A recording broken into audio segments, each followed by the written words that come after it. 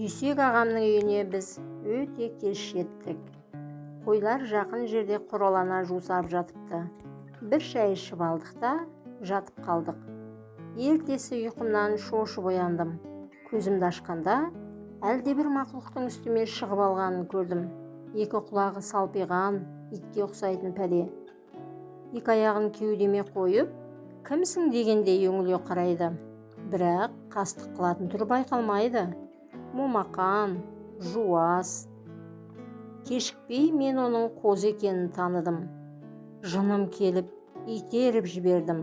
Ол анадай жерге барып топ ете түсті. Жығылған жоқ. Бұрылып, ашық тұрған есіктен шығып кетті. Өзімнің жаңа сонша қорыққаным есіме түсіп, күлкім келді. Бұл қызықты ешкім білмей-ақ қойса екен деп ойладым ішімнен. Орнымнан тұрып сыртқа шықтым. Үйде жалғыз қалғанымды сонда білдім. Мұнда ел өте ерте тұрады екен. Табиғатты тамашалап біраз тұрдым. Байтақ далада жайылып жатқан төрт түліктің көрінісі үлкен суретке ұқсайды екен. Бір кезде дөңнен бері қарай манағы қозының жүгіріп келе жатқанын көрдім. Артынан тықсырақ қуған ит кеуделей соғып, оны омақастыра құлатты. Орнынан қарғып тұрған қозы иттен қорқып, алыс жаққа тұра қашты. Мен, ана ит қозыны өлтіретін болды дедім айғайлап.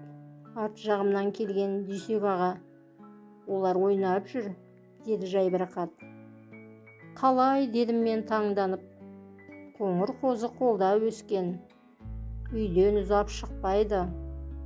Зеріккенде қара күшікпен ойнайды, деді Дүйсек аға түсіндіріп.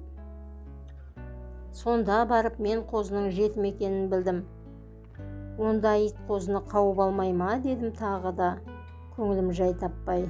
Жоқ, қаппайды, деді Дүйсек аға сенімді түрде. Мен бәрібір олар ойнап жүр дегенге сене алмадым. Өйткені ит қозыны соғып, жығып жүреді. Кешке таман тамақ ішіп алып маңайды айналып жүрдік. Жолда әкеме, қоңыр қозыны көрейікші деп өтіндім. Қас қарайып кеткендіктен қоңыр қозыны табу оңай емес еді. Әрі қой арасында қозы өте көп болатын. Мә деп шақырсаң келеді, деді әкем. Мен дереу солай айттым. Расында да қой арасынан қарғып тұрған қоңыр қозы алдымызға жетіп келді. Бізде сүт жоқ еді. Жан қалтама салып алған қиярды бердім. Ол гүртілдетіп соғып алды. Ертесі қой өріске бөлгенде қоңыр қозыны қойшылар үй маңында алып қалды. Біраздан соң мен оған қора маңынан қазылған терең құдықтан су тартып бердім. Қоңыр қозы әбден шөлдеп қалған екен. Өте көп су ішті. Ол иттен қорқып су ішуге келмеген сияқты. Аз күннен кейін біз қалаға қайтатын болдық. Қоңыр қозы екеуміз бір-бірімізге кәдімгідей бауыр басып қалыппыз.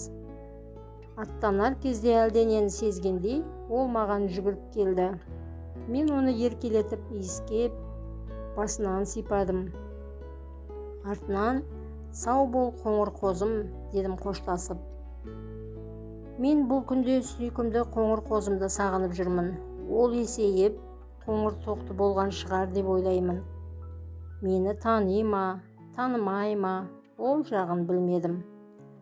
Қырдағы ауыл өмірі қандай керемет еді десеңші. Құрметті оқырмандар, әңгімем сіздерге ұнаса, лайк басып тіркеліп отырыңыздар.